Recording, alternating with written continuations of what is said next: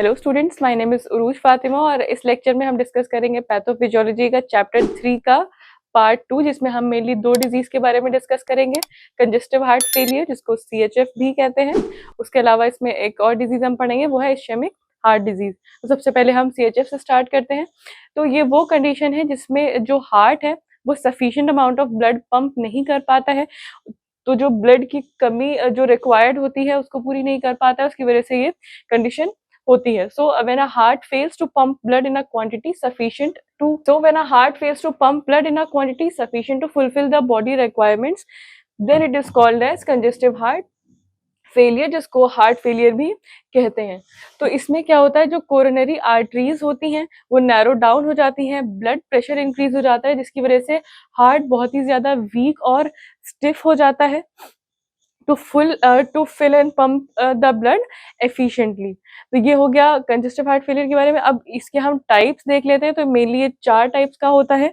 इसमें पहला आता है लेफ्ट साइड हार्ट फेलियर, दूसरा इसमें आता है राइट साइडेड हार्ट फेलियर, तीसरा इसमें आता है systolic heart failure and last इसमें आता है डायस्टोलिक हार्ट फेलियर। तो लेफ्ट साइडेड हार्ट फेलियर की कंडीशन में क्या होता है, फ्लूइड बैकअप या फिर फ्लूइड रिटेंशन हो जाता है लंग्स में, जिसकी वजह से शॉर्टनेस ऑफ ब्रेथ होने लगती है। राइट साइडेड हार्ट फेलियर के केस में क्या होता है, जो फ्लूइड बैकअप या फिर फ्लूइड रिटेंशन है वो अब्डोमेन, लेग्स और फीट में हो जाता है, जिसकी वजह से वो जो है वहां पे स्वेलिंग हो जाती है। सिस्टोलिक हार्ट फेलियर में जो लेफ्ट वेंट्रिकल है वो प्रॉपर्ली कॉन्ट्रैक्ट नहीं हो पाता है, जो कि क्या इंडिकेट करता है, पंपिंग प्रॉब्लम, जिसमें जो हार्ट है वो सफिशिएंटली जो है ब्लड को पंप नहीं कर पाता है। फिर डायस्टोलिक हार्ट फेलियर के कंडीशन में क्या होता है, इसको अच्छा क्या बोलते हैं, heart failure with preserved ejection fraction. तो इसमें क्या होता है, जो वेंट्रिकल है वो इजिली रिलैक्स या फिर फिल नहीं हो पाता है, जिसकी जो क्या इंडिकेट करता है, कोई भी फिलिंग प्रॉब्लम। तो ये हो गया सीएचएफ के टाइप्स के बारे में। अब हम इसकी इटियोलॉजी यानी कि कॉजेटिव फैक्टर्स देख लेते हैं। तो हमारे हार्ट के कोई भी अबनॉर्मैलिटी उसके स्ट्रक्चर में, फंक्शन में, कंडक्शन में या फिर रिदम में जब होती है, तब क्या कॉज होता है, कंजेस्टिव हार्ट फेलियर। उसके अलावा इसके क्या क्या रीजन है, पहला narrowing of artery supplying blood to the heart muscle. वो आर्टरीज जो ब्लड सप्लाई करती हैं टू द हार्ट वो नैरो डाउन हो जाती हैं, उसकी वजह से होता है। फिर कोई भी पेशेंट जिसको इन पास्ट मायोकार्डियल इन्फार्क्शन या फिर हार्ट अटैक आ चुका होता है, जिसकी वजह से जो हार्ट का प्रॉपर फंक्शन है वो रिस्टोर नहीं हो पाता है, तो उस केस में कंजेस्टिव हार्ट फेलियर होता है। उसके बाद एनी कंजेनिटल हार्ट डिफेक्ट्स यानी कि जेनेटिक डिफेक्ट्स की वजह से भी हो सकता है ये। उसके अलावा इसमें आता है endocarditis, which is the infection और inflammation in the heart valve. ये जो एंडोकार्डियम होती है उसमें इन्फ्लेमेशन आ जाता है, उस कंडीशन को एंडोकार्डाइटिस कहते हैं। उसके अलावा इसमें आता है मायोकार्डाइटिस, जो कि हार्ट के मसल्स होते हैं उनमें इन्फ्लेमेशन आ जाता है। उसके अलावा कोई भी हार्ट वॉल्व डिजीज या फिर हाई ब्लड प्रेशर जो कि लॉन्ग टर्म तक अगर रहता है, उस केस में हार्ट फेलियर हो सकता है। उसके अलावा लास्ट इसमें आता है cardiomyopathy, which is the disease of heart muscle. So these all conditions can lead to congestive heart failure. Next अब हम डिस्कस करेंगे सीएचएफ की पैथोजेनेसिस के बारे में।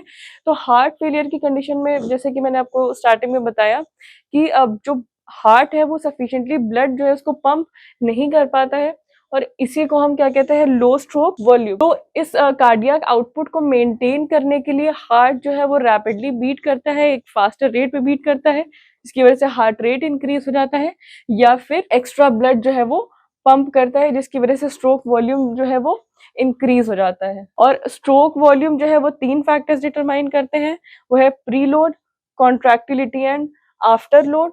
और जो स्ट्रोक और हार्ट रेट है वो डिटर्मिनेंट्स होते हैं कार्डियक आउटपुट के। तो अब हम प्रीलोड, कॉन्ट्रैक्टिलिटी और आफ्टर लोड के बारे में पढ़ते हैं डिटेल में। तो चलिए सबसे पहले हम एक फ्लो चार्ट के थ्रू समझ लेते हैं कि सीएचएफ की पैथोजेनेसिस क्या है, क्या क्या फैक्टर्स हैं, या क्या क्या चेंजेस आते हैं हमारी बॉडी में जिसकी वजह से सीएचएफ कॉज होता है। तो इसमें सबसे पहले स्ट्रोक वॉल्यूम जैसे ही डिक्रीज होगा तो उसमें 2 कंडीशंस हमें देखने को मिलती है। पहला क्या होता है, सोडियम और वाटर रिटेंशन होता है, यानी कि सोडियम और वाटर जो है वो हमारी बॉडी में रीअब्सॉर्ब होने लगता है।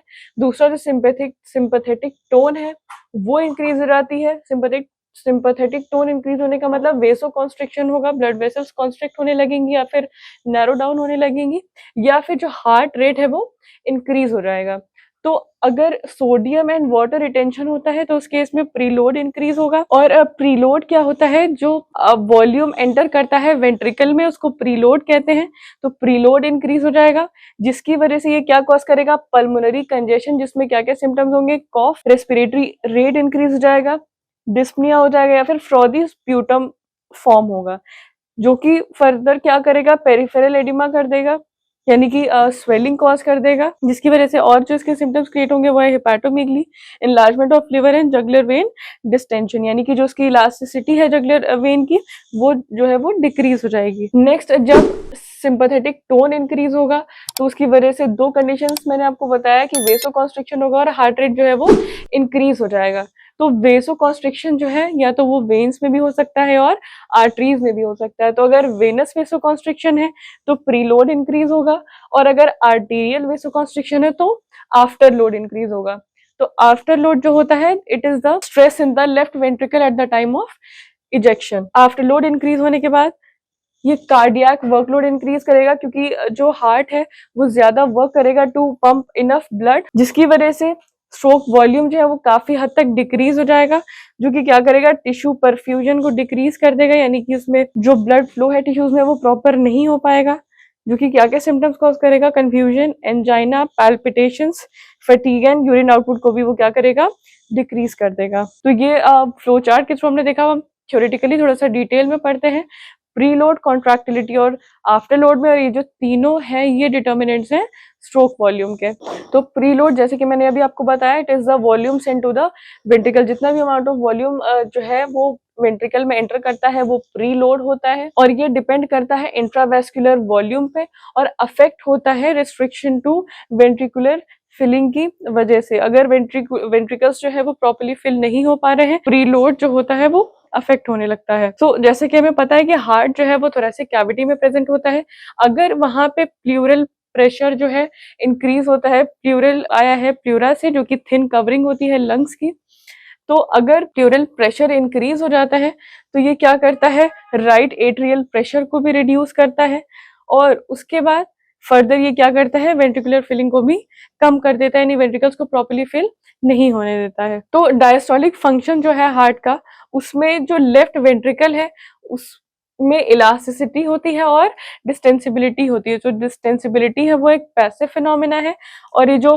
रिलैक्सेशन है या इलास्टिसिटी कह सकते हैं, ये एक एक्टिव फिनोमेना है जिसमें मेटाबॉलिक एनर्जी जो है वो कंज्यूम होती है। तो अगर नॉर्मल लेफ्ट वेंट्रिकुलर डिस्टेंसिबिलिटी या फिर रिलैक्सेशन जो है वो नहीं होता है प्रॉपर्ली, तो ये जो वेंट्रिकुलर फिलिंग है या फिर प्रीलोड है ये ऑब्स्ट्रक्ट हो जाता है, मतलब जो वेंट्रिकल्स हैं उसमें ब्लड प्रॉपर्ली फिल नहीं हो पाता है, और ये क्या कॉज कर देता है अल्टीमेटली, सीएचएफ और कंजेस्टिव हार्ट फेलियर, जैसा कि हमें लेफ्ट वेंट्रिकुलर हाइपरट्रोफी के केस में देखने को मिलता है। ये जो कॉन्ट्रैक्टिलिटी होती है ये डिनोट करता है muscular pumping property of the heart की, हार्ट जो है वो कितना अमाउंट ऑफ ब्लड जो है उसको पंप करेगा, उसको कॉन्ट्रैक्टिलिटी बोलते हैं, और इसको एक्सप्रेस किया जाता है in terms of ejection fraction. और ये जो इजेक्शन फ्रैक्शन है हार्ट का, कि कितना अमाउंट ऑफ ब्लड जो है वो इजेक्ट करेगा, वो मेंटेन किया जाता है 50 to 55% of the normal systolic function. और अगर कुछ पेशेंट्स जिनको पास में मायोकार्डियल इंफार्क्शन कभी हुआ होता है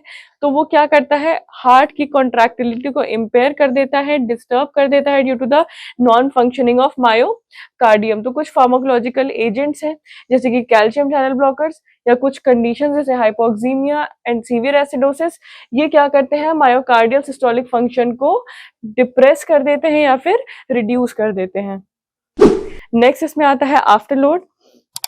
तो आफ्टर लोड जैसे कि मैंने अभी आपको बताया कि it is the stress on the ventricle at the time of injection. तो ये तीसरा डिटर्मिनेंट है स्ट्रोक वॉल्यूम का, और इसको डिटरमाइन किया जाता है by using arterial pressure, and it is the load और प्रेशर दैट, और ये जो डिस्टर्ब्ड आफ्टर लोड होता है ये रिप्रेजेंट करता है vascular resistance as well as wall tension. इसके अलावा इसमें क्या होता है, इंट्राथोरेसिक प्रेशर जो है वो भी इंक्रीज हो जाता है, और आफ्टर लोड इंडिकेट करता है the amount of work that myocardium has to work against the vascular resistance, wall tension and the intrathoracic pressure. और ये जो प्रीलोड कॉन्ट्रैक्टिलिटी और आफ्टर लोड होते हैं, ये किसी भी सीएचएफ के पेशेंट में, कंजेस्टिव हार्ट फेलियर के पेशेंट में नेगेटिवली अफेक्ट होते हैं। और जो हार्ट फेलियर है जो कि सीएचएफ की वजह से होता है, वो इन 3 फैक्टर से ही डिटरमाइन किया जाता है। तो यहाँ पैथोजेनेसिस हो गई, लेकिन एक बार हम डायग्राम के थ्रू एक देख लेते हैं कि सीएचएफ के पेशेंट में क्या क्या चेंजेस होते हैं उसके हार्ट में। तो डायस्टोल का मतलब होता है फिलिंग और सिस्टोल का मतलब होता है पंपिंग। यानी डायस्टोल के टाइम पे जो वेंट्रिकल्स है वो रिलैक्स हो जाते हैं टू फैसिलिटेट प्रॉपर फिलिंग, और सिस्टोल के टाइम पे जो वेंट्रिकल्स होते हैं वो कॉन्ट्रैक्ट हो जाते हैं to ensure proper pumping out of the blood और moving out of the blood. तो सिस्टोलिक तो नॉर्मल कंडीशंस में क्या होगा, वेंट्रिकल्स नॉर्मली फिल हो जाएंगे ब्लड से। सिस्टोलिक डिसफंक्शन अगर होगा तो उस केस में क्या होगा, वेंट्रिकल्स का साइज यहाँ पे आप देख सकते हैं कि यहाँ पे इनलार्ज हो जाता है, इसकी वजह से मोर अमाउंट ऑफ ब्लड जो है वो फिल हो जाता है। सेम डायस्टोलिक फंक्शन के टाइम पे क्या होगा, वेंट्रिकल्स जो है वो स्टिफ हो जाते हैं, जैसे कि यहाँ पे आप देख सकते हैं वेंट्रिकल्स जो है वो स्टिफ हो गए, उसके बाद इसमें सफिशिएंट ब्लड जो है वो फिल नहीं हो पाता है। अब सिस्टोलिक डिसफंक्शन के केस में क्या होगा, वेंट्रिकल्स जो होते हैं नॉर्मली 60% ऑफ द ब्लड को पंप आउट करते हैं, लेकिन सिस्टोलिक डिसफंक्शन के केस में क्या होगा, वेंट्रिकल्स जो है वो 40 to 50% blood he pump out कर पाएंगे। और डायस्टोलिक डिसफंक्शन के टाइम पे क्या होगा, इतना 60% तो वो ब्लड पंप करेंगे ही वेंट्रिकल्स, लेकिन ये सीएचएफ के पेशेंट्स में ये जो अमाउंट है ये कम भी 60% से हो सकता है। तो ये बात हो गई अब पैथोजेनेसिस की, कंजेस्टिव हार्ट फेलियर की। अब हम साइन एंड सिम्टम्स देखते हैं सीएचएफ के क्या क्या होते हैं। तो इसमें सबसे पहला जो आता है फटीग। Fatigue basically tiredness. जो भी सीएचएफ का पेशेंट है, तो ये अर्ली साइन है, जो पेशेंट है सीएचएफ का वो बहुत ही ज्यादा टायर्ड फील करेगा। सेकेंड इसमें आता है स्वेलिंग और एडिमा। तो जो भी एंकल्स, लेग्स या अब्डोमेन है वो स्वेल हो जाते हैं, क्योंकि हमारी बॉडी में जो फ्लूइड का कंसेंट्रेशन है वो बहुत ही ज्यादा इंक्रीज हो जाता है। नेक्स्ट इसमें आता है शॉर्टनेस ऑफ ब्रेथ। तो बहुत ज्यादा अमाउंट ऑफ फ्लूइड एक्यूमुलेट होने की वजह से हमारी बॉडी में जो शॉर्टनेस ऑफ ब्रेथ होने लगती है, और ये जनरली एक्सरसाइज के टाइम पे या किसी भी फिजिकल वर्क के टाइम पे हमें देखने को मिलता है। और कुछ पेशेंट्स को at the time of sleep भी उनको ब्रीदिंग प्रॉब्लम होती है। नेक्स्ट इसमें आता है इंक्रीज्ड यूरिनेशन। तो बॉडी जो है वो ये जो एक्यूमुलेटेड फ्लूइड हमारी बॉडी में उसको एक्सक्रीट करने के लिए यूरिनेशन को इंक्रीज कर देता है। तो ये एक मेजर सिम्टम है सीएचएफ का। उसके अलावा कुछ अदर सिम्टम्स इसमें जो आते हैं वो है nausea, abdominal pain and decreased appetite which is due to the accumulation of fluid in the intestine and the liver. अब हम कुछ कॉम्प्लिकेशंस डिस्कस कर लेते हैं जो कि सीएचएफ की वजह से होते हैं हमारी बॉडी में। इसमें सबसे पहला आता है किडनी डैमेज और फेलियर। तो हार्ट फेलियर के केस में क्या होता है, ब्लड फ्लो जो होता है किडनी की तरफ वो बहुत ही ज्यादा डिक्रीज हो जाता है। तो अगर इस कंडीशन को टाइमली ट्रीट हम नहीं करते हैं तो उस केस में ये किडनी फेलियर भी कॉज कर सकता है, जिसको ट्रीट करने के लिए अल्टीमेटली हमें डायलिसिस की जरूरत पड़ सकती है। नेक्स्ट इसमें आता है हार्ट वॉल्व प्रॉब्लम्स। इस कंडीशन में क्या होता है, हार्ट फेलियर की कंडीशन में जो हार्ट का साइज है वो इंक्रीज हो जाता है, जिसकी वजह से जो उसके अंदर प्रेशर है वो भी बहुत ज्यादा इंक्रीज हो जाता है, जिसकी वजह से हम क्या देखते हैं कि जो heart walls blood flow promote कर रही है थ्रू द हार्ट, तो वो एज अ रिजल्ट हमें क्या देखने को मिलता है, जो भी हार्ट वॉल्स है जो कि ब्लड फ्लो कर रही है एक प्रॉपर डायरेक्शन में, वो प्रॉपरली फंक्शन नहीं कर पाती हैं और इसे हार्ट वॉल्व प्रॉब्लम्स होने लगती हैं। नेक्स्ट इसमें आता है arrhythmia which is the irregular heart beat. तो हार्ट फेलियर में also cause abnormalities in heart rhythm causing cardiac arrhythmia. फिर उसके बाद इसमें आता है लिवर डैमेज। तो हार्ट फेलियर के केस में जैसे कि मैंने आपको बताया कि फ्लूइड एक्यूमुलेट होने लगता है हमारी बॉडी में लार्ज अमाउंट में, तो same is the case for liver. तो लिवर में भी एक्सेस अमाउंट ऑफ फ्लूइड जो है वो एक्यूमुलेट हो जाता है, जिसकी वजह से लिवर पे जो है बहुत ज्यादा प्रेशर पड़ने लगता है, और ये जो फ्लूइड रिटेंशन है ये स्कारिंग कॉज कर देता है और लिवर को नॉर्मली फंक्शन नहीं करने देता है। अब हम देख लेते हैं कि सीएचएफ जो है, सीएचएफ के पेशेंट को कैसे डायग्नोज करते हैं। सबसे पहला इसमें आता है to check whether the patient is suffering from any other health problem. तो कोई ना कोई डिजीज या अंडरलाइंग डिसऑर्डर भी हो सकता है जिसकी वजह से सीएचएफ अराइज हो रहा है, जैसे कि diabetes, kidney disease, angina, high blood pressure and other heart problems. तो कोई भी पेशेंट अगर स्मोक करता है या फिर अल्कोहल कंज्यूम करता है उसकी वजह से भी CHF कॉज हो सकता है, तो वो सबसे पहले डायग्नोस किया जाएगा। नेक्स्ट उसके बाद कुछ टेस्ट्स आते हैं जो कि हेल्प करते हैं इसकी डायग्नोसिस में। इसमें सबसे पहला आता है ब्लड टेस्ट। तो proper functioning of kidney, thyroid और ब्लड कोलेस्ट्रॉल जो है वो डिटरमाइन की जाती है with the help of blood test. फिर इसमें आता है BNP ब्लड टेस्ट, जिसमें बी टाइप नाइट्रियूरेटिक पेप्टाइड के लेवल्स चेक किए जाते हैं, क्योंकि जब भी कोई भी हार्ट प्रॉब्लम आती है हमारी बॉडी में तो ये जो है ये सबसे ज्यादा अमाउंट में रिलीज होने लगता है। नेक्स्ट इसमें आता है चेस्ट एक्सरे। तो हार्ट का जो साइज है इनलार्ज हो जाता है, इंक्रीज हो जाता है CHF के टाइम पे, तो चेस्ट एक्सरे हार्ट का जो साइज है वो डिटरमाइन किया जाता है। फिर इसमें आता है एकोकार्डियोग्राम। तो इसको कंबाइन किया जाता है डॉपलर अल्ट्रासाउंड के साथ to evaluate the blood flow across the heart walls. उसमें जो हार्ट वॉल्स के अक्रॉस जो भी ब्लड फ्लो हो रहा है, the amount of blood flow that is diagnosed with the help of echocardiogram. Then फिर इजेक्शन फ्रैक्शन जो है वो डिटरमाइन किया जाता है, जैसे कि मैंने अभी आपको बताया कि इजेक्शन फ्रैक्शन जो है वो 50 to 55% तक मेंटेन किया जाता है, या जैसे कि यहाँ पे लिखा है कि कुछ केसेस में 55 to 75% तक भी होता है। तो इजेक्शन फ्रैक्शन हम डिटरमाइन करेंगे जो कि इंडिकेट करेगा कि CHF है कि नहीं। उसके अलावा नेक्स्ट इसमें आता है स्ट्रेस टेस्ट। ये टेस्ट परफॉर्म करने के लिए the patient is asked to walk on the treadmill, जिसकी वजह से जो हार्ट की एक्टिविटी है उसको इवेल्युएट किया जाता है कि वो प्रॉपर्ली फंक्शन कर रहा है या फिर नहीं। फिर उसके बाद इसमें आता है कार्डियक कैथेटराइजेशन। इसमें डिटरमाइन किया जाता है कि पेशेंट के हार्ट में जो भी आर्टरीज हैं, कोरोनरी आर्टरीज हैं, वो ब्लॉक्ड है कि नहीं। फिर नेक्स्ट इसमें आता है CT कोरोनरी एंजियोग्राम।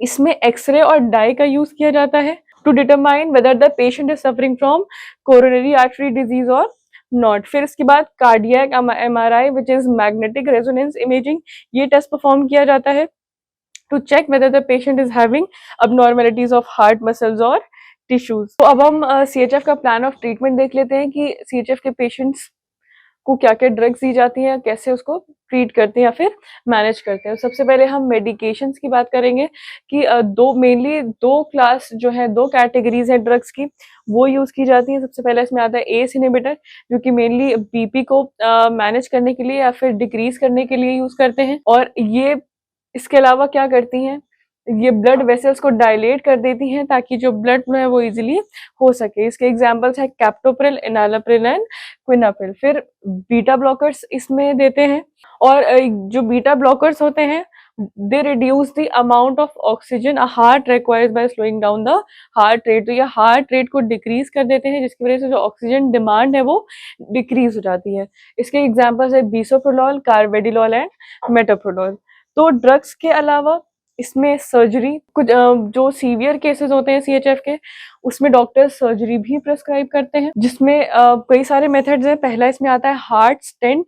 तो इसमें क्या होता है, जो एक तो हार्ट स्टेंट, इस प्रोसेस को एंजियोप्लास्टी बोलते हैं। इसमें एक स्टेंट जो है वो इंसर्ट कर दिया जाता है किसी भी ब्लॉक्ड आर्टरी में या फिर कोई भी नैरोड आर्टरी में, और ये स्टेंट क्या करता है, जो ब्लॉक्ड आर्टरी है उसको ये वाइड ओपन रखता है, मतलब उसको वो ब्लॉक वापस से नहीं होने देता है, and prevents it from getting blocked again.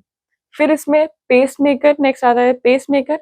तो कुछ पेशेंट्स में एक स्मॉल डिवाइस, पेसमेकर जो है एक स्मॉल डिवाइस होता है, इसको सर्जिकली चेस्ट या फिर एब्डोमेन में प्लेस कर दिया जाता है to conduct soft electrical pulses to the heart, जो कि हार्ट मसल कॉन्ट्रैक्शन करता है और हार्ट रेट को रेगुलेट करता है। इसके अलावा इसमें बाईपास सर्जरी भी होती है, जिसमें कोई भी आर्टरी जब वो ब्लॉक हो जाती है तो हार्ट बाईपास सर्जरी के थ्रू ब्लड फ्लो के लिए एक दूसरा रास्ता बना दिया जाता है, जिसकी वजह से जो ब्लड फ्लो है वो ऑब्स्ट्रक्ट ना हो, ब्लड फ्लो कंटिन्यूअसली होता रहे और कंडीशन वापस से अराइज ना हो। तो यहाँ पे हमने देखा कि CHF क्या होता है, कितने टाइप्स का होता है, क्या क्या उसकी एटियोलॉजी है, पैथोजेनेसिस, उसके अलावा उसको कैसे डायग्नोज करते हैं, क्या उसके कॉम्प्लिकेशंस हैं, प्लस उसका ट्रीटमेंट। तो नेक्स्ट अब हम देखते हैं इस्केमिक हार्ट डिजीज के बारे में। तो ये वो कंडीशन है जिसमें जो मेजर ब्लड वेसल्स होती हैं, जो कि ब्लड को ऑक्सीजन या फिर न्यूट्रिएंट सप्लाई करती हैं, वो डैमेज हो जाती हैं या फिर ब्लॉक हो जाती है। तो इस कंडीशन को इस्केमिक हार्ट डिजीज या फिर कोरोनरी आर्टरी डिजीज कहते हैं। और इसका जो मेजर कॉज है that is the buildup of plaque, यानी कि कोलेस्ट्रॉल डिपॉजिट जो है वो आर्टरीज में हो जाते हैं।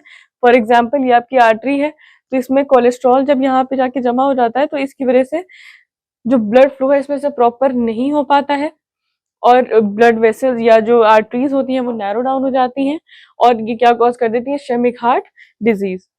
और ये जो नैरो डाउन होती है आर्टरीज, इसकी वजह से जो ब्लड फ्लो है वो डिक्रीज हो जाता है, जो कि चेस्ट पेन यानी कि एंजाइना कॉज करता है, शॉर्टनेस ऑफ ब्रेथ कॉज करता है और कई सारे और साइन एंड सिम्टम्स जो है इसकी वजह से अराइज होते हैं। और अगर जैसे यहाँ पे तो नैरो डाउन हो रही है, लेकिन अगर प्लैक बिल्डअप या फिर प्लैक एक्यूमुलेशन की वजह से अगर जो आर्टरी है वो कम्प्लीटली ब्लॉक्ड हो जाती है तो उस केस में हार्ट अटैक भी हो सकता है।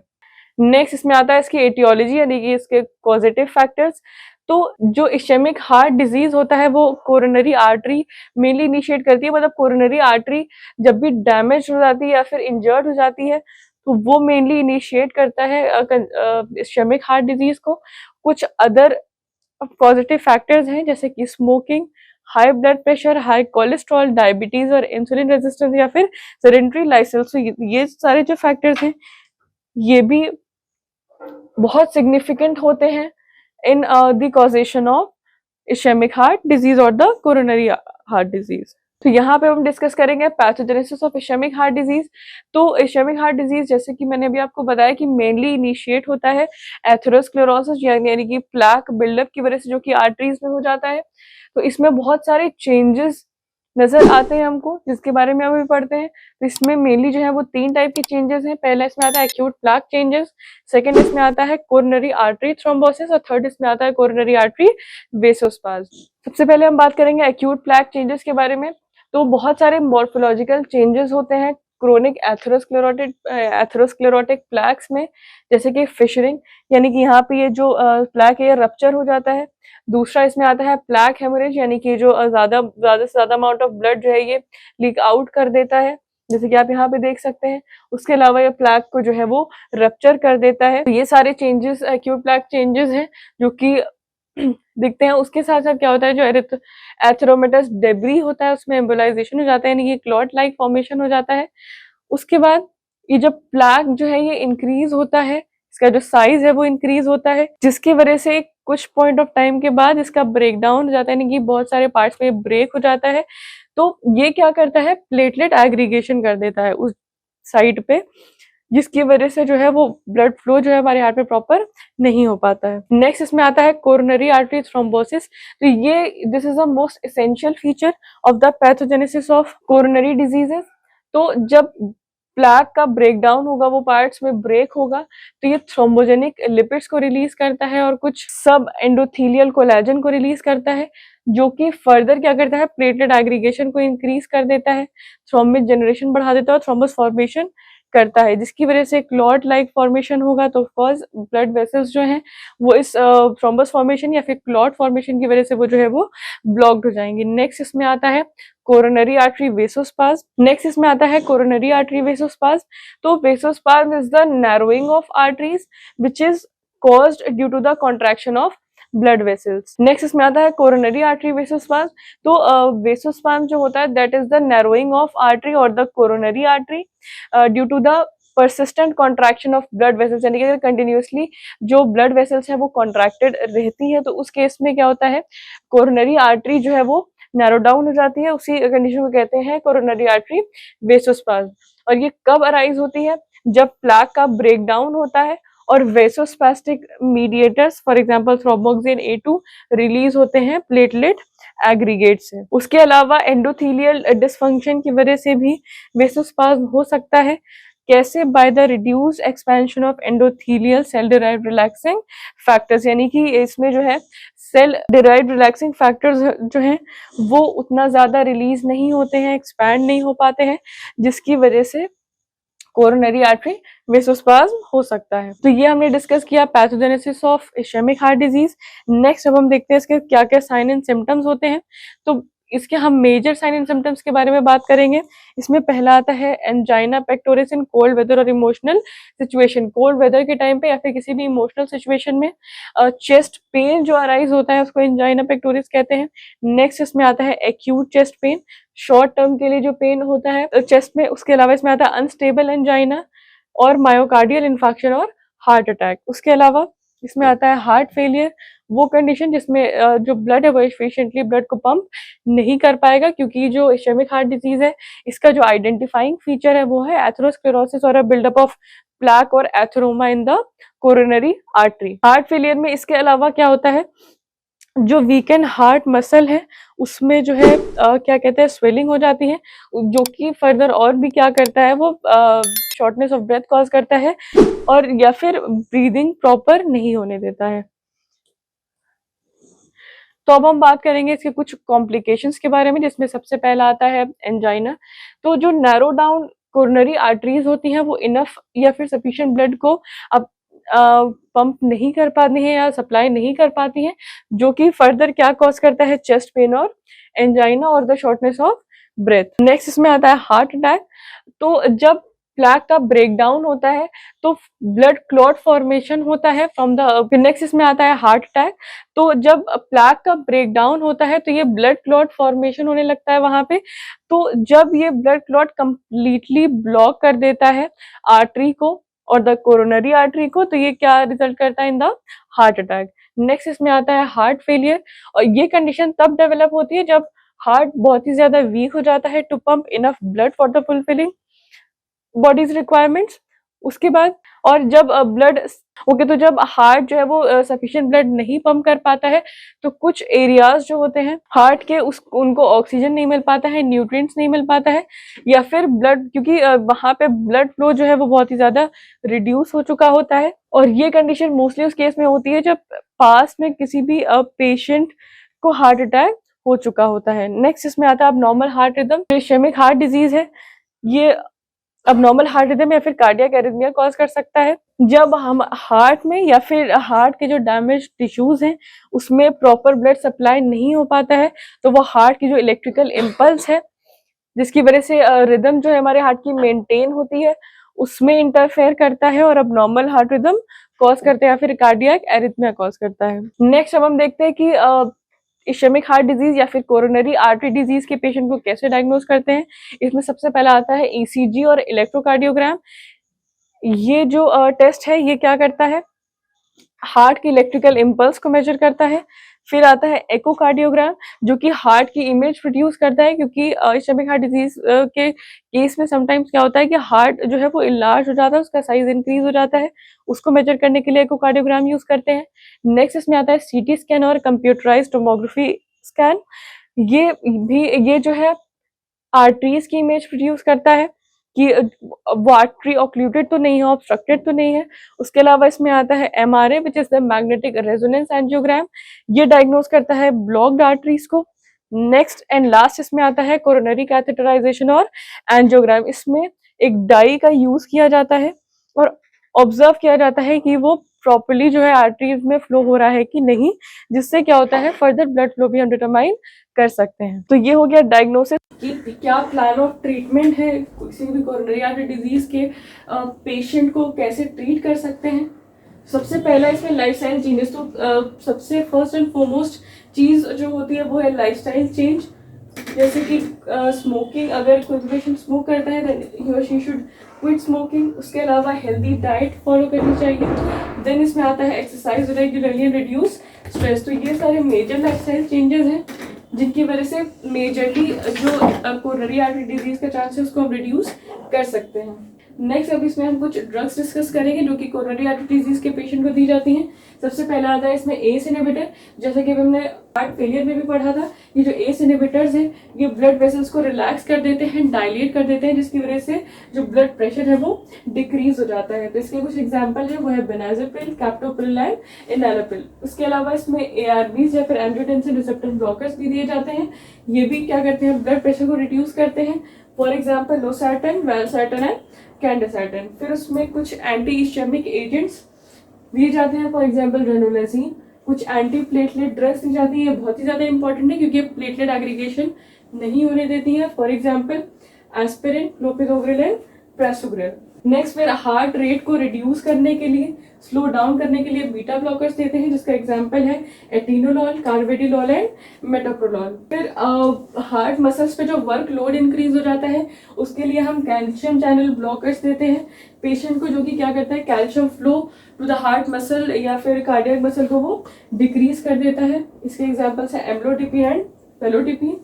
फिर उसके बाद हम कुछ नाइट्रेट्स देते हैं, ये नाइट्रेट जो ये एंजाइना पेशेंट्स को भी दिए जाते हैं, जो कि ब्लड वेसल्स को क्या करते हैं डायलेट कर देते हैं। For example nitroglycerin and isosorbide dinitrate. फिर कोलेस्ट्रॉल लेवल्स को डिक्रीज करने के लिए, अगर हाई कोलेस्ट्रॉल रहेगा हमारी बॉडी में तो ये प्लैक फॉर्मेशन कर देता है, एथरोमा कॉज करता है, और एथरोस्क्लेरोसिस जो है वो मेन कॉज है इश्केमिक हार्ट डिजीज का, फिर कोरोनरी आर्टरी डिजीज का। तो उसके लिए स्टैटिन्स हम देते हैं, इसके एग्जांपल्स हैं रोसुवास्टैटिन एंड अटोरवास्टैटिन। तो यहाँ बात हो गई ड्रग्स की। अब हम इसमें कुछ सर्जिकल प्रोसीजर्स भी हैं जो एक्सट्रीम केसेस में डॉक्टर्स जो है वो प्रिस्क्राइब करते हैं। इसमें सबसे पहला आता है एंजियोप्लास्टी एंड स्टेंट प्लेसमेंट। इसमें एक सर्जिकल प्रोसीजर के थ्रू स्टेंट जो है ब्लॉक्ड आर्टरी में प्लेस कर दिया जाता है, जो कि उसको वापस से ब्लॉक नहीं होने देता है। नेक्स्ट इसमें आता है कोरोनरी आर्टरी बाईपास ग्राफ्ट। ये क्या करता है, इस प्रोसीजर में आर्टरीज का ट्रांसप्लांट होता है, जिसकी वजह से क्या होता है जो ब्लड फ्लो है वो हार्ट की तरफ क्या होता है रिस्टोर हो जाता है। तो यहाँ हम इस लेक्चर के इस पार्ट 2 को वाइंड अप करेंगे और इस चैप्टर का कंटिन्यूएशन हम अगले लेक्चर में देखेंगे, जिसमें हम और जो डिजीजेज हैं हार्ट से related, for example angina pectoris या मायोकार्डियल इन्फेक्शन, जिसको हार्ट अटैक भी कहते हैं, तो वो सारी चीजें हम डिस्कस करेंगे। So then see you in the next one. And अगर आपको ये लेक्चर अच्छा लगा है then do like, comment, share and subscribe.